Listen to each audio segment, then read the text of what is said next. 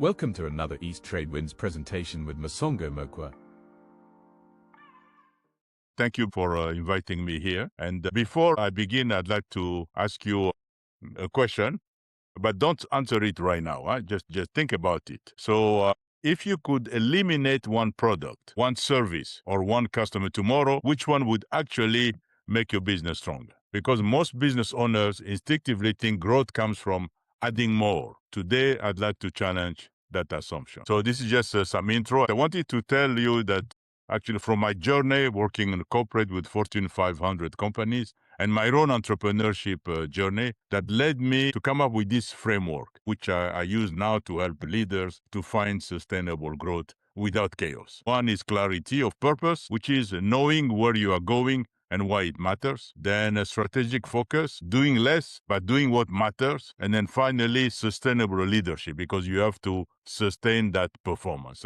So building success, that you can maintain and enjoy, which involve many things. It involve your capability, involve relationship, and so on. And if you have all those three, and if you align them, then now you are in a position where you can fire all cylinders. But for the purpose of my talk today, I'm just going to focus primarily in the area of a strategic focus. So focus is a decision, and most people avoid that decision. Here's the difference. Before, as you were struggling to find your clarity, it felt like everything was pulling at you. Now, it's about what you choose to keep, engaging with. So that's really what it is. So let's talk about how most business owners, they actually focus their time. They don't lack effort, they don't lack ideas, but they refuse to narrow. So that's really how we are currently operating. So the problem is not what's coming at you, it's what you're not willing to exclude. So what happens? Efforts get diluted,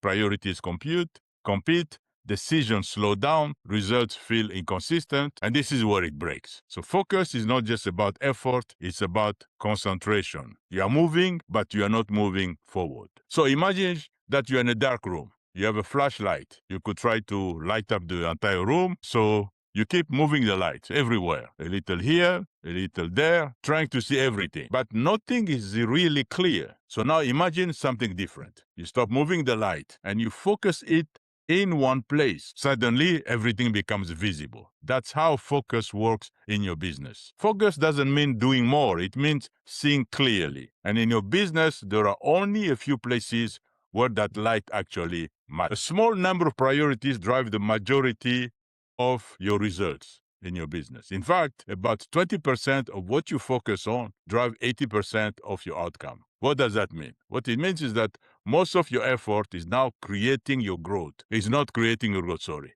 You don't need to do more, you need to focus better. Let me ask you something. If you are spending 20% of your time working on your business, is that time consistently focused on the right things? Because what I've seen is that when you focus on the right 7 levers that are put here, you can create a predictable pathway to profit. In many cases, the 20% drive the 80% of the revenue. So these 7 levers are not theoretical. Leads, conversion, closing, retention, the dollar amount you are charging, frequency of sales, and costs. They have been used repeatedly by businesses that reinvent and grow. And this challenges the assumption that success requires more doing. Instead, I'm inviting you to focus on the small set of high leverage activities. So please take a piece of paper and walk with me through here by using your own numbers. Your leads, how many leads you currently have? Write it down. What's your conversion rate? How much you're charging for each transaction? And then there you can compute your revenue. And then you add on those repeated orders, then that gives you some kind of revenue. Then you take out fixed costs and variable costs, and then you're going to have profit. So compute that with your numbers along with me here. I'll give you 1 second for you to do that quickly. You don't need to have the exact number, but just have some idea. For example, if you're not too sure about what your fixed cost is, just make some assumption and whatnot. So in this particular example, lead is 100, and so on. So for this one here, revenue is 120 and profit is 96,000. Now, if incrementally we improve each one of those by 10%, so your leads from 100 becomes 110, your 40 customer become 48 point. Your transaction value, you're charging more, So it gives you 550 here. A repeated order, you increase a little bit by 10. And now your revenue, right before it was 120, now it's 173. And then your fixed costs remain the same, but your variable costs, because you're doing more transaction, so that increase a little bit.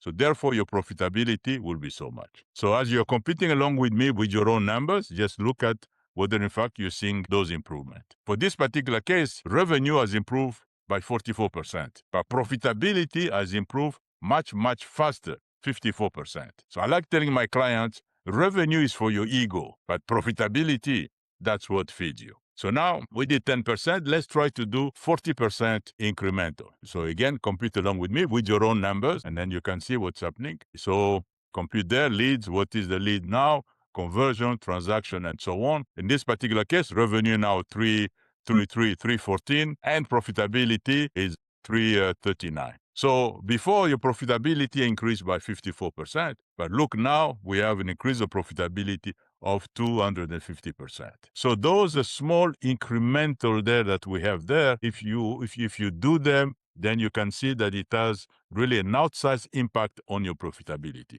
That is revenue compound. Now, let's make it real for you for a moment here. So think about everything you're currently working on. Now, remove the option to do it all of it. If you could only focus on one thing, what would move your business the most? So let's write it down. Take a couple of minutes, your pencil, your main products and services, write it down. Your key customers, what types of customers you currently have. Your major activities. Take a second there for you to do that. And then once you have done that, now circle what clearly fits, but also circle what feels that you have added over time. And then what I would like for you to do is to ask yourself, what would I not include if I started today? Now, let me illustrate this with a typical example based on the kind of manufacturer that I worked with in the past. So this is a precision machine shop. They were manufacturing custom metal components for industrial customers. On paper, they looked healthy. In fact, their annual revenue was just above 4 million. Machines were running, backlog was full. But the owner told me, he said, we are busier than we have ever been, but yet it feels like we are making less money. So when we analyzed the business, we discovered the problem was not demand, it was focus. Over the years, they had developed a habit of saying yes to almost every opportunity. Small one-off jobs, rush orders, highly customized part, tiny production runs. Every new order required different toolings, different machine setup, and different scheduling. Revenue was growing, but productivity was falling. So I asked one simple question. Which customers and products generate the most profit? The analysis revealed something surprising.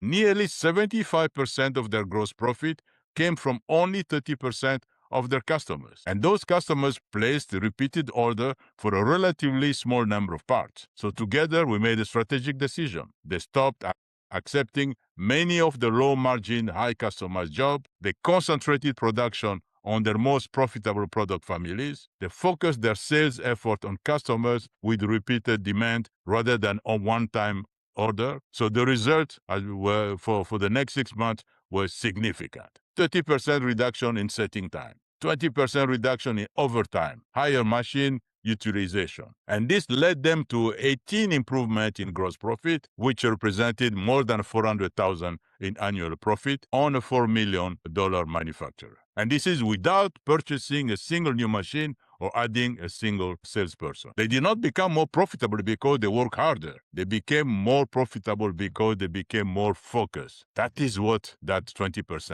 Now, your business does not need more from you. It needs focus, because a small number of those priorities drive the majority of your results. And if you don't choose what matters, everything else will. Now, let's be honest here. And you have probably heard things like this before. You know you should simplify. You know where your focus should be. So why hasn't anything changed? Well, what most business owners do, they delay the decision that matters. They wait for certainty. They keep options open. They revisit the same questions again and again until it feels responsible. But it's actually what keeps them stuck. Every decision that you delay has a cost. Here's the deeper truth. Your business grows at the speed of your decision, not your effort, not your ideas, but your decisions. So what's happening is that most of your decisions that matter involve trade-offs, involve risk, involve letting something go. So let's think of it this way. Take again your piece of paper. Think of one decision, the one that has been sitting there. You already know which one it is. We always do. So how long has it been sitting? And what is it already costing you to not make it? Costing you in time, in energy, in missed opportunities. You don't need more information. All you need is to make a decision. That's what it is. Because until that decision is made, everything else stayed heavier than it needs to. Let me give you this example. So most business owners, they don't talk about this, but I see this all the time. I was speaking with a business owner recently. They were running a small cosmetic manufacturing business. They had one decision sitting. They knew it. It was pricing change because raw material, raw ingredient costs had gone up. Packaging had increased. Margin were tightening, but they kept waiting because they were worried about how retailers would react and whether they would lose that shelf space. So I asked them, how long has this been sitting? They said, probably 6 months. And then I asked, what is it already costing you to not decide? They paused, and you could see it. They already knew. So they made a decision. Not perfectly, but not with full certainty, but within 2 weeks, they adjusted pricing across the product line, they quantified outcome, and revenue increased by about 6%. Their key retail partners stayed, and the pressure they had been feeling started to ease. And things did not get more complicated. They got clear. Because once the decision is made, momentum returns. So most business owners don't struggle because they have bad strategy, but it's because decisions sit too long until the options narrow. Remember, your business grows at the speed of your decision. And I will end my talk here, but let's get started. What I would like to do, I wanted to invite you to I have a complimentary copy of Find Money that is already yours there. So if you go to this QR code, you can download a copy of that. It's a guide. It's a short guide, a practical framework for uncovering hidden profit in your business. And if you would like to continue the conversation, please connect with me. I'm on LinkedIn and I am in Facebook. So thank you so much for your attention and participating with my exercising. Thank you so much. We thank you for watching. We meet every Tuesday between 8 and 9 a.m. Eastern. There is no cost and an option to become a speaker too. Find East Trade Wins on LinkedIn.